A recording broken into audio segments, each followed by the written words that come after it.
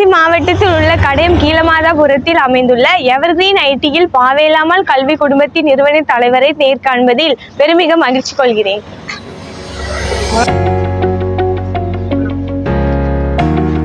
இப்போ நாங்கள் ஐடிக்குள்ள வந்துட்டோம். இது அட்மினிஸ்ட்ரேட்டிவ் ஒரு பில்டிங் தெரியுது, அது அட்மினிஸ்ட்ரேட்டிவ் ஆஃபீஸ்ன்னு நினைக்கிறேன். சார் உள்ள இருப்பாங்கன்னு நினைக்கிறேன். வாங்க போய் பார்க்கலாம்.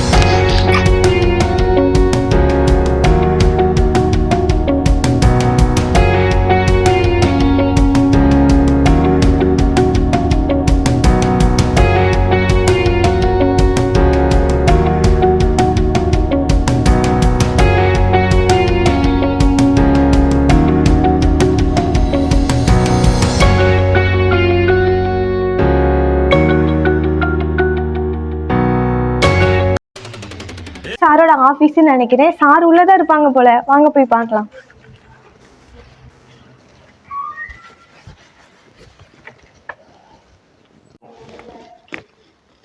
வணக்கம் சார். ஏன் நல்லா இருக்கீங்களா? வணக்கம். வணக்கம் sir. CIITII employment news channel சார்பாக பாவேலாமல் கல்வி குடும்பத்தின் நிறுவன தலைவரை பேட்டி காண்பதில் பெருமிக மகிழ்ச்சி கொள்கிறேன். வணக்கம் மேடம். சார், உங்களின் கடந்த காலத்தை பற்றி, உங்கள் கடந்து வந்த பாதை இன்றைய இளைஞர்களுக்கு பயன்படும்பது ஏதாச்சும் சொல்றீங்களா? அதாவது நான் 1993 ஒரு சிறிய கிராமம், அதாவது இப்போ தென்காசி மாவட்டம், இப்போது தென்காசி மாவட்டம், முன்பு அது வந்து திருநெல்வேலி மாவட்டமாக இருந்துச்சு. ஒரு சிறிய கிராமத்திலிருந்து ஒரு குக்கிராமம், அதாவது ஒரு 300 வீடுகள் இருக்கக்கூடிய கிராமத்திலிருந்து 93 சென்றேன். இங்கிருந்து போகும்போது நான் ஒன்றுமே எடுத்து போகவில்லை. என்னுடைய அப்பா அம்மா ஒரு சாதாரண விவசாயி தான். அவங்களுக்கு வந்து பெரிய அளவில் வருமானமோ படிப்போ கிடையாது. ஸோ அந்த குடும்பத்திலேருந்து நான் போயிருக்கிறேன். அங்கே போய் பல கம்பெனிகளில் வேலை செய்திருக்கிறேன். அதாவது சாதாரண முதல்ல என்னுடைய வாழ்க்கை ஆரம்பித்தது ஒரு சாதாரண ஒரு சின்ன கம்பெனி. அதுக்கடுத்து இப்போ சிம்சன் குரூப் இந்தியா பிஸ்ன ஒரு கம்பெனியில் வந்து ஒரு சாதாரண ஒரு எம்ப்ளாயாக நான் என்னுடைய வாழ்க்கையை ஆரம்பித்தேன். அங்கே நிறைய கற்றுக்கிட்டேன். ஒரு எம்ப்ளாயாக இருந்திருக்கேன். அதுக்கடுத்து ஒரு அக்கௌண்ட்ஸ் டிபார்ட்மெண்ட்லேயும் நான் வேலை செஞ்சுருக்கேன். இதனால் எனக்கு பல்வேறு கம்பெனிகள் வந்து கம்பெனியை பற்றியும் எப்படி இருக்கணும், எப்படி இருக்கக்கூடாது ரொம்ப கடினப்பட்டிருக்கேன். நான் வந்து ஒரு 8 ஆண்டுகள் வந்து அந்த தொழிற்சாலையில் வேலை செய்துள்ளேன். நான் ஒரு சாதாரண கடைநிலையில் ஒரு பயிற்சியாளராக இருந்து அதுக்கு பிறகு ஒரு அக்கௌண்டண்ட்டாக வந்து வேலை செய்துள்ளேன். அதற்கடுத்து ஒரு சரியான எனக்கு வந்து ஒரு படித்தேன்னா அதில் இருந்துக்கிட்டு நான் வந்து பார்த்தீங்கன்னா உங்களுக்கு வந்து நான் ஒரு குறைவான படிப்பில் தான் போனேன். சென்னையை விட்டு போகும்போது என்னுடைய படிப்பு வந்து என்னுடைய கிராமத்தை விட்டு போகும்போது சென்னைக்கு போகும்போது என்னுடைய படிப்பு வந்து வெறும் 12ஆம் கிளாஸாக இருந்துச்சு. நான் சென்னையில் போய் தான் என்னுடைய டிகிரி BBA பண்ணேன், MBA பண்ணேன், MA பண்ணேன், BL பண்ணேன். ஸோ இவ்வளோ தூரம் படித்தேன். படித்தவர்களுக்கு சென்ற இடம்லாம் சிறப்புன்னு சொல்லுவாங்க. அதுபோல் நான் படித்தேன். நான் இப்போ போகிற இடம் எனக்கு சிறப்பாக இருந்தது. ஸோ அங்கே வந்து ஒரு 8 ஆண்டுகள் வேலை செய்தேன். அதற்கு அடுத்து சில மாணவர்கள் ஒரு கம்பெனியில் சில சூழ்நிலையின் காரணமாக வெளியே வர வேண்டிய கட்டாயங்கள் ஏற்பட்டது. அதில் வந்து நான் என்னுடைய நண்பர்கள் சேர்ந்து ஒரு கணினி மையத்தை ஆரம்பித்தோம். 2 பேரும் சேர்ந்து ஒரு கம்பெனி ஆரம்பித்தோம். அதில் அவர் வந்து ஒரு காலகட்டத்துக்கு பிறகு அவர் தனியாக ஆரம்பித்து விட்டார். அதுபோல் நானும் ஒரு கணினி மையத்தை ஆரம்பித்தேன். நானும் ஒரு கணினி மையத்தில் ஏற்கனவே வந்து SISன்னு சொல்லக்கூடிய மத்திய மாநில அரசுடைய ஒரு நிறுவனத்தில் வேலை செய்தேன். அது ஒரு சாதாரண அங்கேயும் வந்து ஒரு சாதாரண ஒரு சேல்ஸ் எக்ஸிக்யூட்டிவாக போய் அங்கே வந்து நான் ஒரு மேனேஜர் அளவுக்கு நான் உயர்ந்தேன். அங்கேயும் நிறைய கற்றுக்கொண்டேன். எப்படி நம்ம வந்து மக்கள்கிட்ட எப்படி பேசுறது, மாணவர்களுக்கு பயிற்சி கொடுப்பது எல்லாமே நான் கற்றுக்கொண்டேன். அது நிறைய பாடங்கள் கற்றுக்கொண்டேன். இது ஆரம்பிக்கிறதுக்கு கீழ் மட்டும் வந்து என்னுடைய SISI தான். ஆனால் எனக்கு வழிகாட்டின்னு பார்த்தீங்கன்னா என்னுடைய இந்தியா பிஸ்னஸ் சிம்சன் குரூப் தான். ஏன்னா எப்படி உழைக்கணும், எப்படி ஹார்ட் ஒர்க் பண்ணணும், எப்படி டைம் கீப்பப் பண்ணணும், எப்படி பஞ்சுவாலிட்டியாக இருக்கணும், எல்லாமே எனக்கு வந்து ஒரு ரோல் மாடல் எடுத்துக்காட்டு எனக்கு என்ன இந்த அளவுக்கு கொண்டு வந்திருக்குன்னா அது இந்தியா பிஸ்னஸ், இந்த மாற்று கருத்து இல்லை. அப்போ கல்வி, நான் ஒரு தொழிற்சாலையிலிருந்து இருந்துட்டு இப்போ ஒரு கல்விக்கு நான் வந்திருக்கேன்னா அந்த SISங்கிற ஒரு கணினி மையம் தான். ஸோ அங்கேருந்து நான் ஒரு மேனேஜராக இருந்து அப்படின்னா ஏன் நம்ம தனியாக ஆரம்பிக்கக்கூடாது அப்படின்னு அங்கே 2 பேரும் சேர்ந்து நானும் நண்பரும் சேர்ந்து ஆரம்பித்தோம். ஒரு காலகட்டத்துக்கு பிறகு அவர் வந்து தனியாக சென்று விட்டால் நான் தனியாக வந்து ஓல்டு வண்ணாரப்பேட்டை அதாவது பழைய வண்ணாரப்பேட்டை சென்னையில் தான் முதல் பயிற்சி மையத்தை ஆரம்பித்தேன். அதற்கடுத்து அதிலிருந்து திருவொற்றியூரில் ஆரம்பித்தேன். அதுக்கடுத்து மீஞ்சூரில் ஆரம்பித்தேன். அதற்கடுத்து ஆழ்வார்த்திணறில் ஆரம்பித்தேன். அதற்கடுத்து பெரம்பூரில் ஆரம்பித்தேன். சரி, நம்ம கணினி மையமே ஆரம்பித்து இருக்கிறோம், ஏன் மாணவ சமுதாயத்துக்கு வந்து ஒரு தொழிற்கல்வி ஆரம்பிக்கலாமே. அது மாணவர்கள், நிறைய மாணவர்கள் வந்து படிப்பு அதிகம் வரமாட்டேங்கிறது, அதுக்கு மேலே படிக்க முடியவில்லை. அந்த மாதிரி சூழ்நிலை இருக்கும் பொழுது ஏன் நம்ம ஒரு தொழிற்பள்ளி ஆரம்பிக்கக்கூடாது என்று நினைத்து பாவேந்தர் தொழிற்பயிற்சி பள்ளி என்று முடிச்சூரில் ஆரம்பித்தேன். அதற்கு அடுத்து நான் கொடுங்கோயிலில் அதே பாவேந்தர் ஐடி தொழிற்பயிற்சி என்ற ஒரு கல்வி நிலையத்தை ஆரம்பித்தேன். இப்படி பல்வேறு இதை ஆரம்பித்து இப்பொழுது மறைமலர்களையும் நான் பாவேந்தர் தொழிற்பயிற்சி பள்ளி என்று ஆரம்பிச்சிருக்கிறேன். அது மட்டும் இல்லாமல் அது ஆரம்பித்து அது நல்லபடியாக வெற்றிகரமாக மாணவர்களுக்கு வேலைவாய்ப்பையும் கல்வியும் கொடுத்துக்கிட்டு இருக்கிறோம். இது வந்து இப்போ சமுதாயத்துக்கு வந்து நம்ம தொழிற்கல்விங்கிறது ஒரு தொழிற்கல்விங்கிறது ஒரு மாணவர்களுக்கு வந்து ஒரு கைத்தொழில் ஒன்றை கற்றுக்கொள், கவலை உனக்கில்லை ஒற்றுக்கொள் என்று நமக்கு கவிஞர் பாடியுள்ளார். அதே போல் இது வந்து கைத்தொழில் இருக்கிறதுனால மாணவன் எங்களாலும் வாழ்ந்துக்கிடுவான். அவனுக்கு ஒரு நல்ல ஒரு படிப்பு இல்லாட்டியும் கூட இந்த தொழிற்கல்வி வச்சு அவன் மேலே மேலே வர்றதுக்கு வாய்ப்புகள் நிறையா இருக்கிறது. சார், அப்போ பாவேலம்மாள் கல்வி குடும்பம் பேர் எப்படி சார் இருந்தது? அது யாரோட பேர் கொஞ்சம் சொல்றீங்களா? பா வேலம்மாள். எங்க அப்பா பேர் பால், அம்மா பேர் வேலம்மாள். அதனாலதான் நான் பா வேலம்மாள், எங்க அம்மாவுடைய நினைவர்த்தமாக பா வேலம்மாள் என்று கல்வி நடத்தி நான் உருவாக்கினேன். ரொம்ப அம்மானா எனக்கு உயிர். அதாவது என்னை வந்து கடினப்பட்டு எனக்கு வந்து சொல்ல போனால் ரொம்ப, அதாவது விவசாயத்திலும் சரி கூலி வேலை செய்து என்ன அந்த அளவுக்கு கடினப்பட்டு படிக்க வச்சாங்க. அவங்க பட்னியாக இருந்து எனக்கு சாப்பாடு போட்டிருக்காங்க.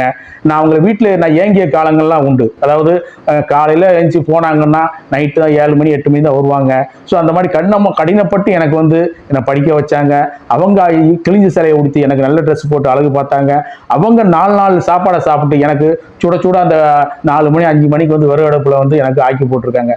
ஸோ அதெல்லாம் வந்து என்ன இந்த மாதிரி ஒரு தாய் உலகத்தில் இருப்பாங்களான்ட்டு நம்ம சொல்ல முடியும். ஏன்னா இப்பெல்லாம் வந்து ரெடிமேடா வந்து என்ன பண்றாங்க, கடையில் போய் நீ போய் சாப்பிட்டுக்கடா, கொஞ்சம் அப்படியே 10 ரூபா கொடு, 50 ரூபா கொடு, 100 ரூபா கொண்டு கொடுத்து விடுறாங்க. அது இல்லாம எங்க அம்மா வந்து அந்த 4 மணி 5 மணிக்கு வந்து எங்களுக்கு சமையல் பண்ணி கொடுத்து, என்னை வந்து சென்னை போனாலும் என்னை வந்து நல்லா இருக்கணும் டெய்லி வந்து எனக்காக வந்து எல்லா சாமிகள் முன்னாடி அழுவாங்க. எனக்காக நிறைய வந்து தியாகம் பண்ணியிருக்காங்க எங்க அம்மா வந்து. அதனால அம்மா பேர்ல நான் இந்த கல்வி நிறுவனத்தை வச்சிருக்கிறேன். என்னுடைய குழந்தை வந்து பார்த்தீங்கன்னா ஒரு பொண்ணு வந்து பிடிஎஸ் வேல்விழி. நான் வந்து தமிழ் பேர்லேயே வச்சிருக்கிறோம். அம்மா பேரையும் சேர்த்து தான் வச்சிருக்கிறேன். அதாவது நான் வந்து ஒரு மதம் தொடர்பானவோ அல்லது வேற அதாவது இந்த சமஸ்கிருத பேரை வைக்கலை. நான் வச்சு வந்து தமிழில் வரணும், எப்படி வைக்கலான்ட்டு. ஏன்னா எங்கள் மாமனார் வந்து ரொம்ப தமிழில் வந்து ரொம்ப பகுத்தறிவாளர். 2வது அவர் வந்து தமிழில் ஒரு பட்டு உள்ளவர். ஸோ நானும் நம்ம தமிழ்லாம் இருந்து ஏன் நம்ம தமிழை பற்றி பேசக்கூடாது அப்படின்னா என் பிள்ளைக்கு வந்து அப்பா பேர், என் பொண்ணுக்கு வந்து வேலம்மாள் வேல்விழின்னு வச்சேன். ஸோ அதாவது கூர்மையான பார்வை அந்த மாதிரி ஒரு வேல்விழின்னு வச்சோம். நம்ம பையன் அவன் வந்து +2 முடிச்சிருக்கான், இப்போ படிச்சுக்கிட்டு இருக்கிறான். ஸோ அவனுக்கு வந்து நான் பாலமுதன் வச்சேன். எங்கள் அப்பா ஒரு பாலமுதன் வச்சேன். ஸோ 2 ஒரு பெண்ணு 1 ஆண் குழந்தை நன்றாக இருக்கிறார்கள். பாவேலம்மாள் கல்வி குடும்பத்தின் கீழ் எத்தனை கல்வி நிறுவனங்கள் வந்து செயல்படுது சார்? எத்தனை மாவட்டங்கள் இருக்கு?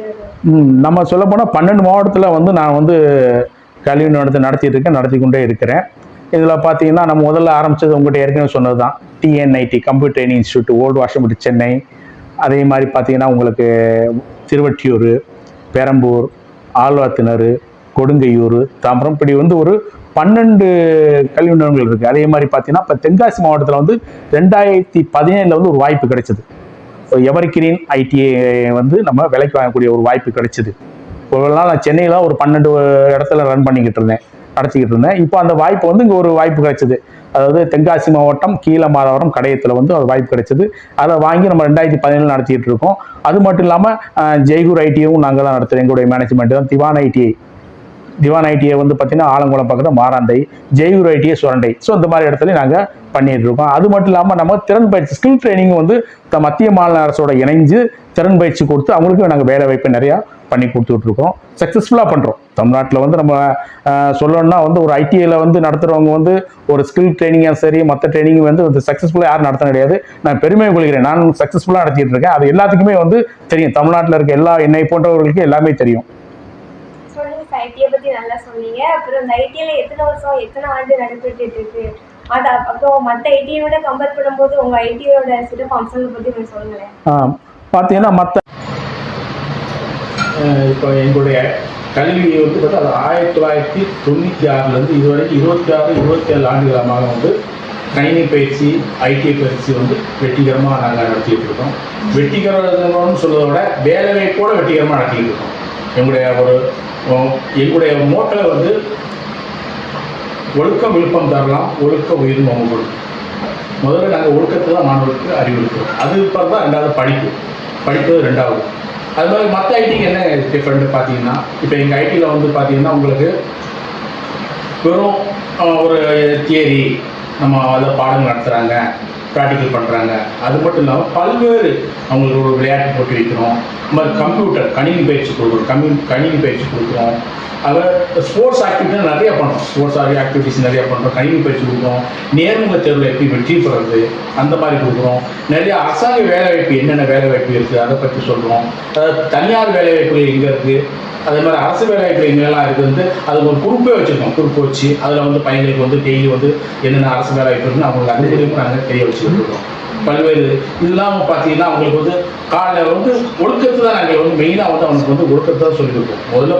முதல்ல படிப்பு செகண்டரி, முதல்ல ஒழுக்கம். நல்ல ஒழுக்கத்தை பற்றி டெய்லி வந்து அவனுக்கு ஆலோசனைகளும் அறிவுரைகளும் வழங்குவோம். பெற்றோர்களுக்கும் வந்து அவன் வந்து ஒரு நாளைக்கு வராட்டையும் கூட அவனுக்கு தெரிவித்து பெற்றோர்களுக்கு சொல்லி அதை எப்படி வரணும், எப்படி இருக்கக்கூடாதுக்கு நிறைய அறிவுரை. இப்போ உள்ள மாணவ சமுதாயத்துக்கு வந்து அறிவுரைகள் வந்து ரொம்ப தேவைப்படுது. ஏன்னா இப்போ நம்ம சமுதாயம் ரொம்ப மோசமாக போயிட்டு இருக்கிறோம். இப்போ அறிவுரைகள் வந்து நாங்கள் மாணவர்களுக்கு முக்கியமாக கொடுக்கணும். முதல்ல ஆலோசனை தான். அவனுக்கு நல்ல அறிவை சொல்லி ஆற்றலை சொல்லி கொடுத்து அதுக்கப்புறம் படிப்பு சொல்லி கொடுத்து ஸோ அதை வந்து நாங்கள் டிஃப்ரெண்ட்டாக நல்லா பண்ணிகிட்டு இருக்கோம். நான் என்ன நினைப்பேன்னா உங்கள் ஐடிக்கு மற்ற ஐடிக்கு என்ன வித்தியாசம், என்ன டிஃப்ரெண்ட் சொல்லுங்கன்னா நான் சொல்கிறேன். என் ஐடியில் வந்து முதல்ல வந்து ஒழுக்கம், படிப்பு, வேலை, இந்த 3 பாயிண்ட்டு. சரி, படிப்பில் எப்படி நீங்கள் கொடுப்பீங்க? எனக்கு வந்து 90% ப்ராக்டிக்கல், இதில் 10% தியரி. அதில் வந்து படிப்பில் வந்து எந்த காரணம். அதே மாதிரி பார்த்தீங்கன்னா அவனுக்கு படிக்கிற காலத்தில் 3 மாதம் வந்து இன்டென்சிவ் ட்ரைனிங் ஒன்று வாங்கி கொடுக்குறோம் கம்பெனி. அது வந்து பெரிய கம்பெனியில் வாங்கி கொடுக்குறோம் இன்டென்சிவ் ட்ரைனிங். காலத்தில் சில நிறுவனங்கள் பார்த்தீங்கன்னா அவங்க சம்பளம் வாங்கி கொடுக்க மாட்டாங்க. நாங்கள் குறைஞ்சபட்ச சம்பளம் 8000, சாப்பாடு ஒரு 5-6 12,000 வரைக்கும் அவனுக்கு சேலரியில் வாங்கி கொடுப்போம். அதாவது ஃபுட்டு, அக்கமடேஷன் எல்லாத்தையும் கூட வாங்கி கொடுப்போம். ஸோ அவன் வந்து ஒரு ஃபீஸ் கம்மியான ஃபீஸ் தான் கட்டலாம். இப்போ எங்களுடைய ஐடி ஃபீஸை பார்த்தாலே உங்களுக்கு வந்து ரொம்ப கம்மி தான். ஏன்னா ஸ்கூல்லாம் ஒரு 80,000 1 லட்சம் வாங்குற காலத்தில் வந்து ஒரு 20,000 25,000 ஒரு படிக்கிறான்னா ஒரு பெரிய ஐடி. ஏன்னா ஐடியை பொறுத்தவரை உங்களுக்கு நிறையா ரா மெட்டீரியல் வாங்கி போடணும், அதே மாதிரி எக்யூப்மெண்ட் மாற்றணும், நிறைய டூல்ஸ் மிஸ் ஆகிடும். இந்த மாதிரி இருக்கும் நிறைய. ஒரு ஸ்கூல்னு பார்த்தீங்கன்னா சார்ட் ஃபீஸோடு முடிஞ்சிடும். இது அப்படி கிடையாது. அவங்க டெய்லி மெட்டீரியல் வாங்கி போடணும், காரா மெட்டீரியல் வாங்கி போடணும், ப்ராக்டிக்கல் எக்யூப்மெண்ட்டில் ப்ராப்ளம் ஆயிரும். ஸோ அதெல்லாம் ப்ராப்ளம். ஸோ இதில் எக்ஸ்பென்ஸ் அதிகம். என்னென்னா ஒரு சர்வீஸாக நம்மள மாதிரி அவங்க வந்து சர்வீஸ் பண்ண வேறு யாரும் பண்ண முடியும். அந்த மாதிரி ஒரு சர்வீஸ் என்னத்தோட பண்ணால் தான் இந்த ஐடியை ரன் பண்ண முடியும். அது மாதிரி நாங்கள் வெற்றிகரமாக நல்லபடியாக. அது மாதிரி வேலை வாய்ப்புலையும் பார்த்தீங்கன்னா அவர் சொல்லுவேன், உனக்கு வந்து வேலை வாங்கி கொடுக்கவில்லை என்றால் நீ கட்டிய குறைவான கட்டணத்தையும் நீ பெற்றுக்கொள் அப்படின்னா 100% உத்தரவாதத்தோடு நாங்கள் வேலை வாங்கி கொடுக்குறோம். வேலைக்கு வந்து வேலைக்கு நீ போய் கேப்பசிட்டி வச்சு அப்போ எனக்கு கிடையாது. எங்கள் மாணவர்கள் வந்து ஒரு படித்து முடிச்சாங்கன்னா எங்களுடைய பிளேஸ்மெண்ட் ஆஃபீஸர் சென்னை கூட்டு போயிட்டு அவனுக்கு அந்த ஹாஸ்டல் பார்த்து அப்பாயின்மெண்ட் வரை பண்ணி கொடுப்பாங்க. ஸோ வேலைக்கு அந்த அளவுக்கு நாங்கள் கொடுக்குறோம். அது மாதிரி நாங்கள் வாரத்துக்கு ஒரு முறை வந்தால் அவனுக்கு வந்து ஒழுக்கத்தை பற்றி எப்படி இருக்கணும், எப்படி இருக்கக்கூடாது. ஸோ நான் என்னுடைய கடந்த பாதையே சொல்லுவேன். நான் இப்படி தான் கடந்து வந்திருக்கேன் தம்பி, நானும் ஒரு கிராமத்துலேருந்து வந்திருக்கேன். ஸோ அந்த மாதிரி அவங்க நிறைய அறிவுரைகள் நிறைய வழங்கி அவனுக்கு வந்து அதே மாதிரி விளையாட்டு போட்டியும் ஒரு மாவட்ட லெவலில் மாநில லெவலில் நடக்கிற விளையாட்டு போட்டியும் அவனை கலந்து கொடுத்து அதுக்கான பயிற்சி நிறையா கொடுப்போம். ஸோ இங்கே வந்து ஒரு முழு மனிதனாக அவன் திரும்பி போகிற அளவுக்கு அவனை நாங்கள் கொண்டு வந்துக்கிட்டு இருக்கோம். இன்னும் நல்லா பெட்டராக கொண்டு வருவோம் நாங்கள். Okay sir. சார், ஆண் பெண் படிப்பும் இந்த ஐடியில் அரசு ஏதாச்சும் உங்களுக்கு சலுகை ஏதாச்சும்? ஆமாம். அதாவது இப்போ தமிழ்நாடு அரசு வந்து முன்னாடி வந்து பார்த்தீங்கன்னா மாணவர்களுக்கு வந்து அவன் ஃபீஸ் கட்டணும், 1000 ரூபா கட்ட வேண்டியது இருக்கும். இப்போ அது வந்து அவங்க மாணவர்களுக்கு வந்து பார்த்தீங்கன்னா அவங்க அரசாங்கமே 1000 ரூபா கட்டியிருக்கு. அதாவது புதுமை பெண்களுக்கு வந்து பெண்கள் படிக்கும் பெண்களுக்கு வந்து 1000 ரூபாய் புதுமை பெண் திட்டத்தில் கொடுக்குறாங்க. அதே மாதிரி தமிழ் புதல்வன் திட்டத்தில் வந்து மாணவர்களுக்கு 1000 ரூபாய் கொடுக்குறாங்க. ஸோ அதனால் இன்னும் மாணவர்கள் நிறைய படிக்கிறதுக்கு ரொம்ப அரசாங்கம் ரொம்ப உதவி பண்ணிக்கிட்டு இருக்குது. இதனால் வந்து மாணவர்கள் படிப்பையும் அறிவுரையும் ஆற்றலும் கண்டிப்பாக முன்னுக்கு வருவாங்க மாணவர்கள். ஏன்னா அந்த அளவுக்கு வந்து முன்னாடி வந்து ஒரு 1000 ரூபாய் கட்டுறது கடினப்பட்டாங்க. ஆனால் இப்போ அப்படி கிடையாது.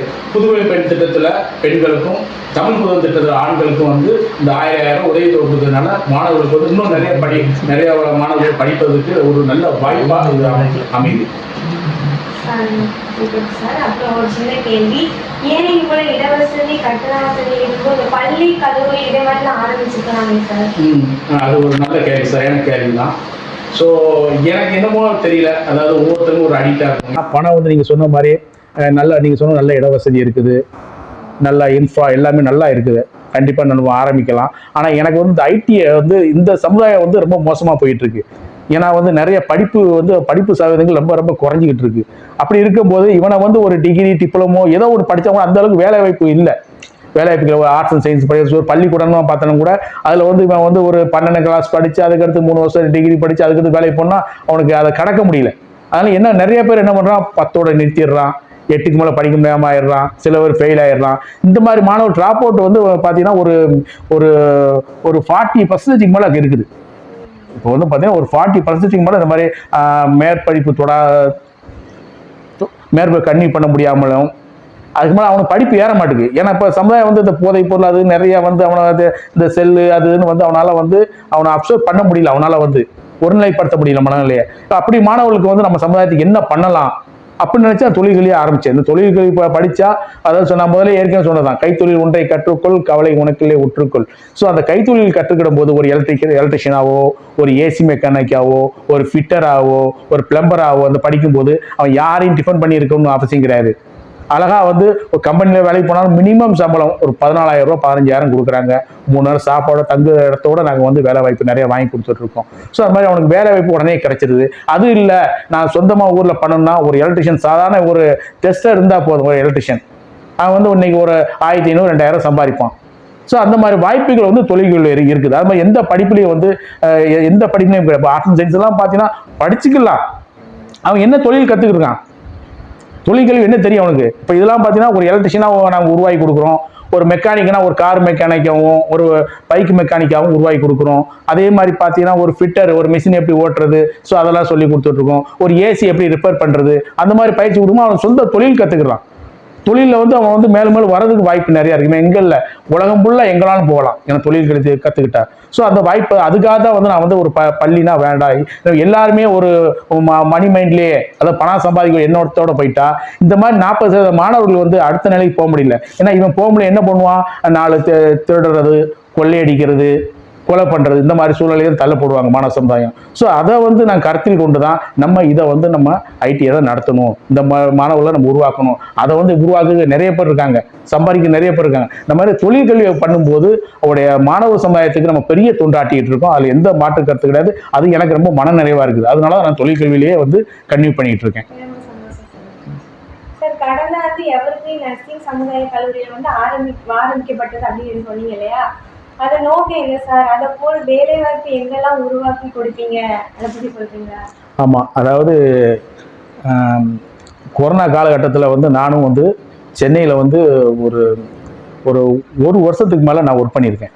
அந்த ஒரு வருஷத்துக்கு வந்து நம்ம எங்கள் சோலார் இன்ஸ்டியூட் ஆஃப் டெக்னாலஜி ட்ரஸ்ட்னு இருக்குது. அந்த ட்ரஸ்ட்டுக்களை வந்து மதுரவாயில், கோட்டூர்புரம், அதே மாதிரி குளத்தூர், இந்த 3 ஏரியாவிலையும் எங்கள் சோலார் இன்ஸ்டியூட் டெக்னாலஜி வந்து ஸோ ஒரு 80 வாலண்டியர்ஸை வச்சு நான் ஒர்க் பண்ணியிருக்கேன். ஸோ நான் ஃபேமிலியை பூரா என்னுடைய சொந்த ஊருக்கு கொண்டு வந்து அவங்களை வச்சுட்டு நான் வீடு வீடாக தெருவா போயிட்டு அவங்களுக்கு டெஸ்ட் எடுக்கிறது, அவங்களுக்கு வந்து அவேர்னஸ் கொடுக்குறது, இந்த மாதிரி பல்வேறு பணிகளை செஞ்சுருக்கிறேன். ஸோ அப்போ பார்த்தீங்கன்னா நிறைய நர்ஸு கிடைக்கல.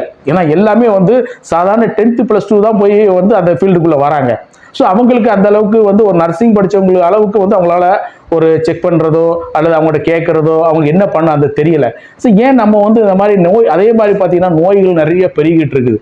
நோய்கள் வந்து நிறையா கெட்ட பழக்கங்கள் நிறைய நோய் வந்துட்டு இருக்குது. ரெண்டாவது இப்போ போடுற சாப்பாடு வந்து ஃபுல்லாகவே வந்து கெமிக்கல் கலந்து தான். இப்போ விவசாயம்னா வந்து பியூர் ஆர்கானிக்லாம் கிடையாது, எல்லாம் கெமிக்கல் கலந்தா இருக்கும்போது நோய்கள் அதிகமாகிட்டு இருக்கு. அப்படி இருக்கும்போது ஏன் நான் வந்து அதே மாதிரி பெண்கள் நிறைய மருத்துவமனைகள் நிறைய வந்துகிட்டு இருக்குது. அப்படி ஏன் பெண்களுக்கு வந்து ஒரு வீடு எடுத்துக்கிட்டா 5 பேர் இருக்காங்கன்னா அது 3 பேருக்கு வந்து சுகர் இருக்குது, அது மாதிரி பல்வேறு நோய்களை வச்சுட்டு இருக்காங்க. அப்படி இருக்கும்போது நம்ம நர்சிங் அது நல்ல வேலை வாய்ப்பு இருக்கு. இப்போ நர்சிங்களை உருவாக்கி விட்டா, ஒரு செவிலியரை உருவாக்கி விட்டா வேலை வாய்ப்பு இந்தியா மட்டும் கிடையாது, உலகம் ஃபுல்லாக எங்கெல்லாம் போகலாம். தன் குடும்பத்துக்கு வேண்டியது அவங்களே பார்த்தல. இப்போ ஒரு ஹாஸ்பிட்டல் போறாங்கன்னா இப்போ வந்து ஒரு 500 1000 இவங்களே வந்து இப்போ கற்றுக்கிடுவாங்க. ஒரு எக்ஸ்பீரியன்ஸ் வந்து 10 இயர்ஸ் அவங்களே வந்து அவங்க அம்மா அப்பாவுக்கு எந்த மாத்திரை கொடுத்தா நல்லா இருக்கும், குடும்பத்தை காக்கிறது கூட இந்த செவிலியர் படிக்கிறது வந்து ரொம்ப பயனுள்ளதாக இருக்கும் நினைச்சு தான் நான் அதை ஆரம்பித்தேன். அது மட்டும் வேலை வாய்ப்பு வந்து இப்போ எங்கள் இதெல்லாம் வந்து நிறைய இப்போ கூட நாங்கள் வந்து நிறைய ஹாஸ்பிட்டலில் வந்து அப்போலோவில் அனுப்பி விட்டுருக்குறோம், நம்ம காவேரி, இந்த மாதிரி பல்வேறு பெரிய பெரிய மருத்துவமனைகளில் வந்து நல்ல சம்பளத்தில் நல்ல வேலை வாய்ப்பு நிறையா இருக்குது. இப்போ நான் கடந்த ஒரு 6 மாதத்திற்கு முன்பு மஸ்கட் போயிருந்தேன். அங்கெல்லாம் பார்த்தீங்கன்னா நம்ம நாகர்கோயிலில் என்னுடைய ஃப்ரெண்டோட ஒய்ஃபெல்லாம் பார்த்தீங்கன்னா நர்ஸாக இருக்கிறாங்க, நல்ல சேலரி, நல்ல மரியாதை. ஸோ இப்போ கேரளான்னு எடுத்துக்கிட்டா அவங்க நிறைய ஃபுல்லாக நர்ஸுங்க, நல்ல சம்பளம், நல்ல ஒரு மரியாதைனது மாதிரி அவங்க பிள்ளைகளுக்கு அவங்க பார்த்துக்கலாம். ஒரு டாக்டரை போய் ஓடி தூக்கி போகணும் அவசியம் கிடையாது. இவங்க நர்ஸு படிச்சாங்கன்னா நல்ல எக்ஸ்பீரியன்ஸ் தான், அவங்க பிள்ளைங்களுக்கு அவங்க குடும்பத்துக்கு வேண்டியதை அவங்களே பார்த்துக்கலாம் அப்படிங்கிற ஒரு எண்ணத்தில் ஒரு சேவை மனப்பான்மையோட தான் இந்த எவர்கிரீன் நர்சிங் சமுதாய கல்லூரி ஆரம்பித்தேன்.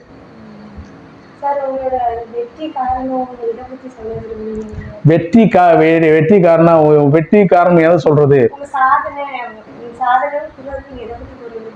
சாதனைன்னு ஒன்றும் சொல்ல முடியாது. சாதனை என்ன, ஒரு கிராமத்தில் போய் நான் இந்த அளவுக்கு எந்த ஒரு அப்பா அம்மாவுடைய உதவி இல்லாமலும் மற்ற சொந்தக்காரங்கள் உதவி இல்லாமலும் இன்னைக்கு வந்து ஒரு 12 மாவட்டத்தில் ஒரு தமிழ்நாடு ஃபுல்லாக நான் ட்ரைனிங் பண்ணிக்கிட்டு இருக்கிறேன். அதாவது ஸ்கில் ட்ரைனிங் சரி, ஐடிஎஸ் சரி பண்ணிக்கிட்டு இருக்கிறேன். அப்படின்னா நம்ம வந்து ஏதாவது சமுதாயத்தை நம்ம செய்யணும், என்னுடைய விடாமுயற்சி சொல்லுவேன். நான் எல்லாத்துக்கும் மாணவர் சொல்லுவேன், நான் மாணவர்கிட்ட தான் சொல்லுவேன், ஒழுக்க விழுப்பம் தரலாம், ஒழுக்க உயிரின் ஓம்பப்படும், ஒழுக்கத்தோட இருறா. ஏன்னா எங்க அப்பா வந்து என்னை வந்து ஊர்ல கூட்டு போயிட்டு ஒரு கம்பெனி கூட்டு போயிட்டு கம்பெனியில் சேர்த்து விடல. ஒரு பள்ளிக்கூடத்துலையும் வந்து அந்த அளவுக்கு அவங்களுக்கு எதை படிக்கணும், எதை படிச்சா வேலை வாய்ப்பு இருக்குன்னு சொல்லி கொடுக்கல. நானே சொந்தமா எதை படிச்சா நல்ல நண்பர்களை தேர்ந்தெடுத்தேன், அவங்கள்ட்ட இருந்து நிறைய கத்துக்கிட்டேன். அது மாதிரி ஒழுக்க கடைப்பிடிச்சேன். அதாவது ஒரு நிறைய மாணவர்கள் என்ன பண்ணுவாங்க, இப்போ சென்னை போயிட்டா நல்லா சினிமா போகிறது, நல்லா ஜாலியாக இருக்கணும், நல்லா படத்துக்கு சினிமாவுக்கு போகணும், அதே மாதிரி ஹோட்டலுக்கு போகணும், நல்லா சுற்றணும் பார்ப்பாங்க. நான் இன்னும் பார்த்தீங்கன்னா நான் எம்ஜிஆர் சமாதிக்குள்ளே நான் உள்ளே போனேன். நானும் 27 வருஷமா நான் சென்னையில் இருந்திருக்கேன். எம்ஜிஆர் சமாதிக்குள்ளே உள்ளே போனது கிடையாது, கலைஞர் சமாதிக்குள்ளே நான் உள்ளே போனது கிடையாது.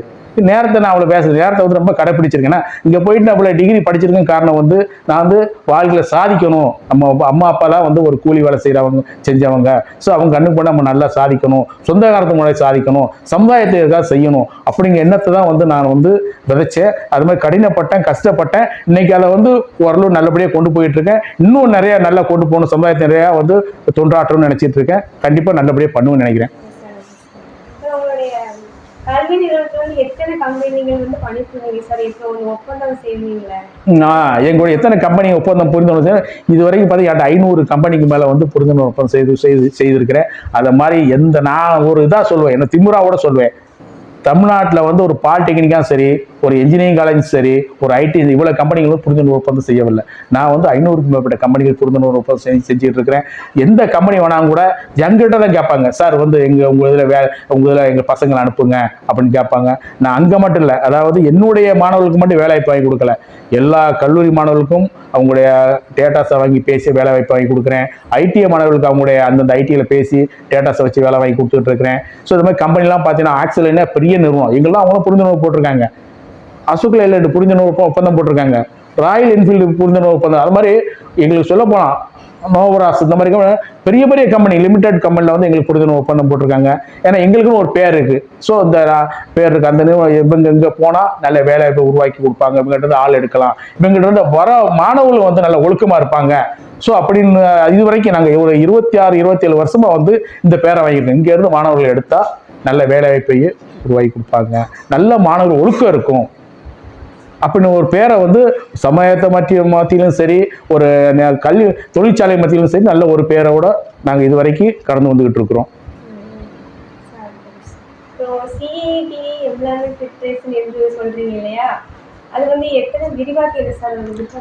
நல்ல கேள்வி கேட்டீங்க. அதாவது CIATA, ஸோ எனக்கு ஒரு ஆசை, அதாவது ஒரு கம்பெனி இணைக்கணும், அதே நேரத்தில் கல்வி நிறுவனங்களை இணைக்கணும், இணைஞ்சி அதுக்கு ஒரு பாலமாக நம்ம செயல்படணும் அப்படின்னு நினைச்சா CIATA. CIATA confederation of Indian industrial training institute and industry. அதாவது இந்திய தொழிற்பயிற்சி நிறுவனங்களும் தொழிற்சாலை கூட்டமைப்பு அப்படின்னு சொல்லுவாங்க. இந்திய தொழிற்பயிற்சி நிறுவனங்கள் மற்றும் தொழிற்சாலை கூட்டமைப்பு, அதிலேயே உங்களுக்கு அடங்கிடும். ரெண்டுத்தையும் இணைக்கும் ஒரு பாலமாக செயல்பட்டுக்கிட்டு இருக்கோம். அது மட்டும் இல்லாமல் அது மூலியமா இப்போ வந்து நிறைய நாங்கள் வந்து வேலை வாய்ப்பை வந்து இப்போ இணைச்சி எல்லா கம்பெனிகளையும் அதே போல் கல்லூரி நிறுவனங்கள் இணைச்சி மாணவ சமுதாயத்துக்கு நிறைய வேலைவாய்ப்பை உருவாக்கி கொடுத்துட்ருக்கோம். இன்னும் அது நாங்கள் பெரிய லெவலில் பண்ண போகிறோம். பண்ணி இந்த சமுதாயத்தில் வந்து வேலையில்லா திண்டாட்டத்தை போக்கணும், அதுதான் என்னுடைய ஆசை. ஆவா அப்புறம் இந்த இன்றைய மாணவ சமுதாயத்துக்கு வந்து நீங்க ஏதாச்சும் அறிவுரை சொல்றதா சொல்றீங்களா மாணவ சமுதாயத்தை பற்றி? அதாவது மாணவ சமுதாயத்துக்கு அறிவுரை கண்டிப்பாக சொல்லி ஆகணும். ஏன்னா இப்போ உள்ள மாணவர் சமுதாயம் வந்து என்னன்னு தெரியாமே வாழ்ந்துகிட்டு இருக்கிறான். பெற்ற தாய் தகப்பனுடைய அறிவுரைகளை கேட்பதில்லை, ஆசிரியருடைய அறிவுரையை கேட்பதில்லை, நண்பர்களுடைய அறிவுரை கேட்பதில்லை. அந்த மாதிரி தான் இருக்கிறான். அதே போல நிறைய போதை பழக்கங்கள், புகையிலை பழக்கங்கள், பல்வேறு பழக்கங்கள் இருக்கு. இது அவனுக்கு பின் விளைவுகள் தெரியவில்லை. நான் கடந்த முந்தானத்தோடு நான் நேற்றுக்கு முன்தினம் திருச்செந்தூர் ஒரு மாணவ தனியார் ஐடிஐ மற்றும் அரசு ஐடிஐக்கான ஒரு விளையாட்டு போட்டி ஒன்று நடந்தது. அதில் சிறப்பு விருந்தாக கலந்து கொண்டேன். அதிலோட சொல்லும்போது மாணவர்களே, நீங்கள் புகைப்பழக்கத்தை கெட்ட பழக்கத்தை விட்டு விடுங்கள், போதை பழக்கத்தை விட்டு விடுங்கள். அப்பதான் இன்னும் உங்களுக்கு எனர்ஜியா ஓட முடியும். உங்களுக்கு இப்போ உங்களுக்கு ரத்தம் நல்லா ஃப்ரெஷ்ஷா இருக்குது. அதனால நீங்க சாப்பிட்டாலும் தெரியாது. ஆனால் வயசு ஆக ஆக உங்களை பாதிக்கப்படும். அதனால இந்த பழக்கத்தை விட்டு விடுங்கள். அப்பதான் நீங்க சமுதாயத்தில் ஒரு நல்ல மாணவனாக வர முடியும், நல்ல மனிதனாக வர முடியும் என்று நான் சமுதாயத்துக்கு அதேபோல் இந்த போதை பழக்கங்களும் புகை பழக்கங்களும் விட வேண்டும். விட்டு வாழ்க்கையில் விட்டாத்தான் நம்ம வாழ்க்கையில் நலம் பெறும், பலம் பெறும், வாழ்க்கையும் மேன்மைப்படும் என்று நான் தெளிவாக நான் கூறிக்கொள்ள விரும்புகிறேன். இந்த நேர்காணல சிறப்பாக பதில் அளித்தீங்க சார் நீங்க. அப்புறம் அது மாணவ சமுதாயங்களுக்கு, அது வாழ்க்கையில முன்னேற துடிக்கும் இளைஞர்களுக்கு ஒரு பாடமாகவும் உங்களுக்கு பேட்டி எடுத்து அனுப்புகிறேன் சார். நான் CATII எம்ப்ளாய்மெண்ட் நேர்காணலில் செய்தி பிரிவாக உங்களின் பேணி. நன்றி, வணக்கம். வணக்கம்.